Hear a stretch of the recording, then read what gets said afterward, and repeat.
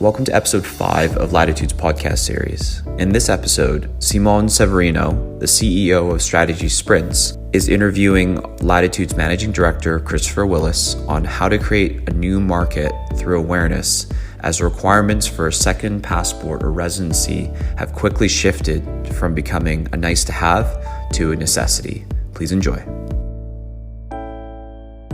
Welcome everybody, Chris Willis. Hi, Simon. Thanks for having me on the show today.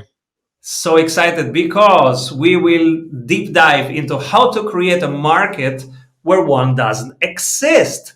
And this is particularly relevant in the pandemic year. So before we go there, what are you currently creating? Well, what we're creating is really awareness, and this ties into our theme today about creating a market, is making people aware that the option of having an alternative residency or citizenship is fast becoming a necessity for many people. And so, when we look at these programs, it's something that people didn't realize maybe existed, or that they would be eligible for, or that the level of investment was maybe not as high as they had first considered. So tell us, what are we missing? What is out there and we don't know it, we don't think about it? Yeah, well, if you look at the United States, for example, they've had a real difficult time with COVID, and this has led to many travel bans. And your average American isn't used to having their freedoms detracted on. They're used to being able to travel the world, not worry too much about visas and such like. But because of the pandemic, their wings have really been clipped. They can't even get to Canada. The Canada-US border, one of the most fluid in the world, has been closed for months. Same getting access to the European Union, getting access to Asia. So for many people in the United States, they're saying, well, look, I need to know that I can enhance my mobility and enhance my freedoms by having a second option. And this second option could be a second residence or citizenship. So they start looking at different options. I'll give you an example. So you have the small Caribbean country called St. Kitts and Nevis, population of 50,000, one of the smallest countries in the Western Hemisphere. With that citizenship, you can travel to 157 odd countries around the world. But in the United States now, as a result of the travel bans, they can only get to about 70. So, this tiny country actually gives you more global mobility than the almighty US passport, which is a real interesting reflection of how everything has changed as it relates to travel around the world. Obviously, this isn't permanent. The US will eventually come out of it and will be able to travel again. But it just shows that, if you have this alternative residence or citizenship, you've got more options, when it comes to travel.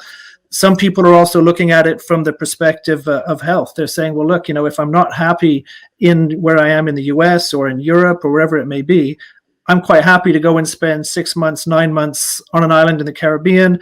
That's very safe. It handled COVID very well. I've got good communications. My kids can study remotely. I can work remotely, but I have the peace of mind knowing that I've got somewhere to go to where I can still enjoy a decent quality of life and still be able to manage my business. So you can pick only one person when everybody's zigging. This person is zagging. Who is this person? Well, the person I'm going to put forward is known to many people, but in a different capacity. And this is Grylls, who people know as an adventurer and television host. And him and his co-founder, Paul Gurney, established a firm called Becoming X. And what this is it it helps people understand, what it takes to succeed and to help build confidence. So, whether you're a successful athlete, entertainer, business person, you still would have suffered, bouts of lack of confidence, of uncertainty and such, and it's how they overcame those to actually go forward and achieve the success that they did. And so it's putting together digital solutions of giving personal development programs to schools and colleges and such like. And it's really taking it to another level and bringing in personal experiences from successful people, but also average people who have really gone through significant adversity and managed to turn their life around and give some real life examples. So it's launching. It's coming out soon. It's a different direction than he usually goes down or what he's known for. And so I think it's going to be very interesting. Cool. What are the 3 books that shaped you most? Well, as I said, I'm a big believer in people, and I'm very interested in how people have developed. So it's very much autobiographies that have been important for me.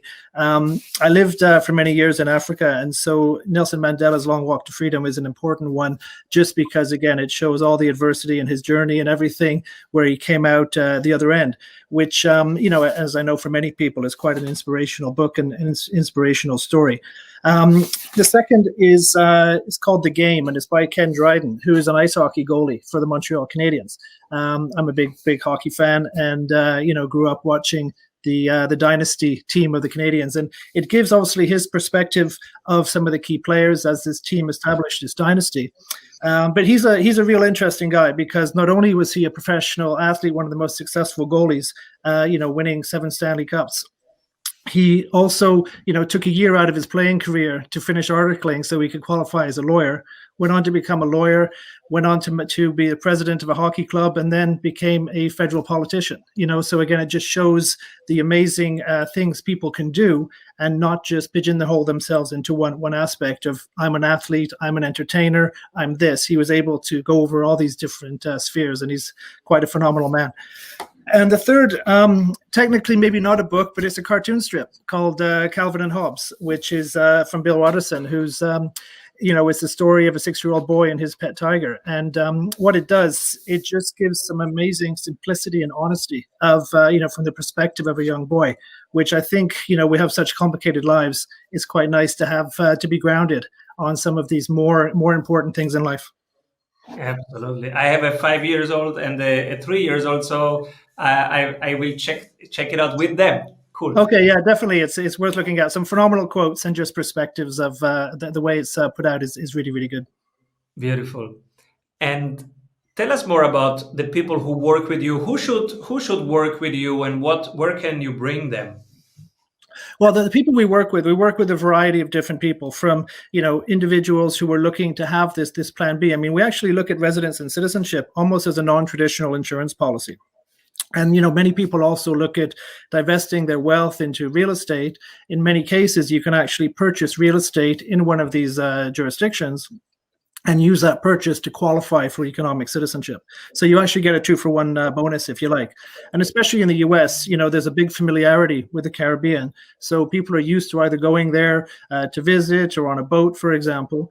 And so they could actually purchase a property for lifestyle and then benefit from the second citizenship. Because one of the interesting things that came out with COVID was that even if you owned a property, let's say on one of these islands, unless you had proper status, such as being a citizen, they wouldn't let you in. So the borders were closed. So again, it's just giving you that extra protection if you are looking to go and spend some time on that island. But, whether it's individuals, whether it's, wealth managers, family offices, business people who are looking to divest their assets, anyone with that type of background who's looking at these programs can certainly contact us. And it's important to note it is investment programs. So, many people around the world who we represent, start their lives at an immediate disadvantage purely based on their country of birth, right? So you look at people, whether you're from Pakistan, Lebanon, South Africa, many parts of the world, their citizenship doesn't give them much freedom when it comes to traveling without a visa. And so that tends to be, very often an important segment of our market. But as we're talking about the United States and that sort of reality check that they've had because of COVID and having their travel freedoms taken away, that market has shifted, and we're seeing an enormous amount of increase from the United States and from Western Europe. You look what's happening in the United Kingdom with Brexit, their access to Europe, that's now been hampered. So many are looking at some of the European options as British citizens. So it's really just opening the world for those who are able to participate. Geography can be a limit, but it doesn't need to be. Beautiful. And what is one thing that you learned in this pandemic year? Well, without a doubt, it's changing my perspective as it relates to technology. Maybe I'm a bit more old school, in terms of how I would conduct my business, that I'm a big believer in personal connections, meeting people and establishing those relationships. But many people were nervous about can we do business remotely? Can we use all these webinars for marketing? Can we do business on a Zoom call, for example? And the fact that we were essentially forced into it as opposed to just testing it at our own free will, it reinforced the point that technology can work. And so I tease our marketing guy who's a big believer in all of this. And so he's been able to convince me on that as well. That newer generation who were very much, tapped into the digital world. So we found that's been definitely one of the things that's changed my perspective is, how do we connect, maintain business, maintain relationships, A, with it using the benefit of technology, but B, as a consequence of the pandemic. Who should be my next guest? Well, I mean, as I mentioned, I'm a big sports guy, and I think someone who would be phenomenal if you could get him would be Sir Alex Ferguson, who was the former manager at Manchester United. He does a lot of, since he's retired, he's been doing a lot of talking about motivation and getting the best out of people. And so whether that's from a performance on the sports field or performance in other areas, whether it's business, whether it's personal, just the impact that he had on the sport and on the athletes that he coached, I think is phenomenal. So, I would definitely put him forward as a worthwhile person to speak to. Is there anything I forgot to ask you? Well, no, I think it's been a fun conversation, and it's really just me being able to say these opportunities exist for people who are looking to enhance their freedoms, whether it's from the United States or from Europe or any other part of the world. Because the need to have a second residence or citizenship is fast becoming a necessity, another tool in the toolbox, if you like. And so, more than happy to speak to anybody who's looking to get more information on that and seeing how they can enhance their freedoms. Where should people go? Is there a specific URL or social media? Yeah, the best place is our website, which is latitudeworld.com. And on there, all my contact details are there. My email is christopher.willis@latitudeworld.com. There's a lot of collateral information on the website. And then, we always find a customized solution for people who are interested. So, we would have a consultation, figure out exactly what the needs and requirements are of the client, and then we can help them find a solution. Beautiful. Thank you so much for being on the show. Come back soon, Chris. Thanks, Jamal. Thanks. Stay safe, keep well, and we'll see you again. Thank you very much for listening today. If you're interested in more information about second citizenship or residency, send us an email at info@latitudeworld.com or go to our website at www.latitudeworld.com. As well, don't forget to check our pages regularly for news and updates. Latitude, welcome to your world.